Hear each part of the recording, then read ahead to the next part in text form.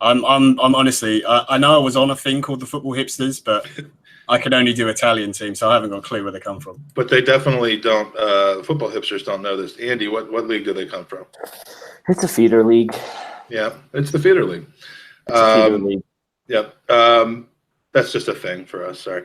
The opening Valencia goal, Mustafi, man. Look, I mean, I know that he really didn't have much to do with the header, but he let the ball go off him for a corner. So the goal's obviously all his fault, right? I mean, this is now the 93rd goal he's allowed this year directly from a Mustafi error. Mike, whenever Mustafi sets his foot on the pitch, any goal going in is related to him in some way. Twice. And you know, this one is pretty clear. He's a secret agent for Valencia. The only reason he didn't do a better job helping them win is because he sucked so much he couldn't score against his own team enough. And actually, he was all right on Thursday, wasn't he? Not so bad, John. I thought he played pretty well, to be honest.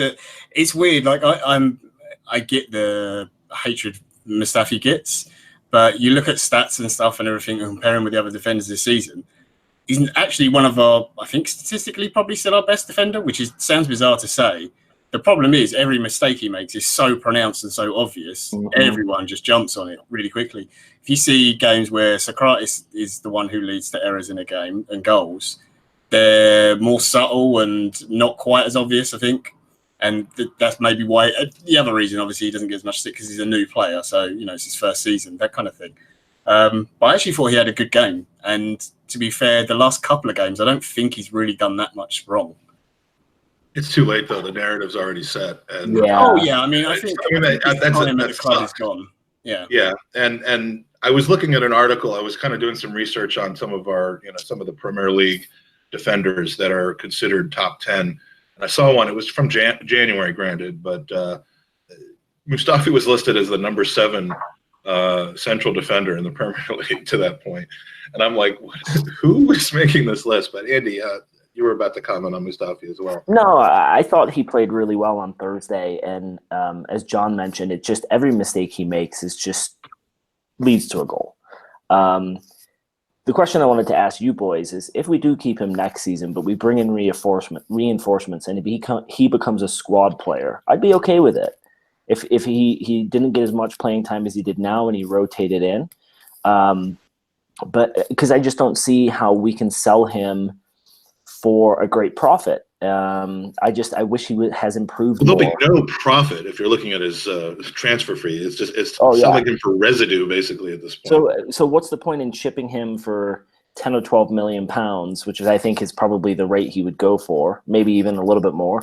But what's the point in shipping him when he is young, he does defend well, statistically he is decent. I would keep him, but maybe try and switch him into a squad player. I don't know. Yeah, no, I'd take him as a squad player. I mean, I take most of our players as squad players. The problem is some of them aren't. But you know, that's a discussion for another time. Ultimately, after a shaky first 10 minutes, the cream rose to the top, and for the last 75 or 80 minutes, we were super creamy. Should have had 5 or 6 goals probably. It's hard to blame Lacazette after starting the game with starting the first half with an early brace. But if he was just a bit sharper after that, you know, we would be starting a reserve team on Thursday and easily starting to think about Baku. And instead, we still got a little bit of work ahead of us. Andy, I mean, did we miss an opportunity, or do you think we're still safe? You're never safe when you're Arsenal, right? That's true. But listen, I think that the fact that they started with 5 or 6 defenders, I forget how many, and we still put that much pressure on, they're going to have to go at us. I think that's going to allow us to counterattack. You know, I think if we can get through that first 20 minutes without conceding, I think we can get the away goal. So I think that we're comfortably through at this point. But again, it's Arsenal. You just never know. John, what's your opinion on that? Yeah, I mean, the third goal in the game was huge because I think at 2-1, it is such a different prospect going out there. But 3-1, Valencia have got to come out more. It's not in their nature. They're a defensive team who like to hit on the counter. And we can almost, in a way, just say, look, you can have the ball. We're just going to sit. And you've got 2 ways of going about it. And I think it'll be interesting to see. I think he should go with just one up top. And I think you can go either way. You could start with Aubameyang if you want and just let them have the ball and just try and break and use his pace, or you can have Lacazette, just work them, try and wear them down slowly over time, and you chuck Alba on at 60, 65 minutes when they are a bit more tired and they've got to open up even more if they still haven't scored, and just exploit that space. So I'm much more pleased with the 3-1. 2-1 would have been, I would have been sat there watching it through my, through my hands kind of thing.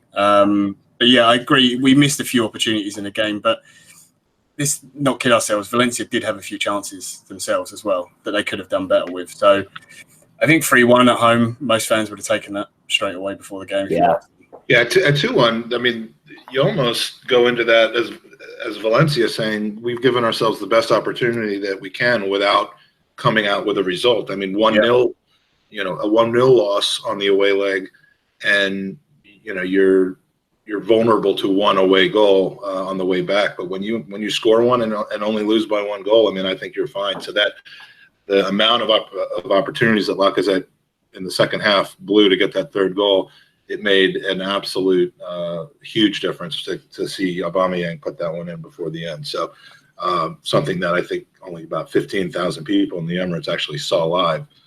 Unfortunately, get some great user questions coming in already in the chat. I'm saving those, and we will be going through those later. So thank you for those. Michael Hernandez says hello to you, and fuck Ellis. Hashtag fuck Ellis, yeah. Which is a big staple on the Bergkamp Wonderland. So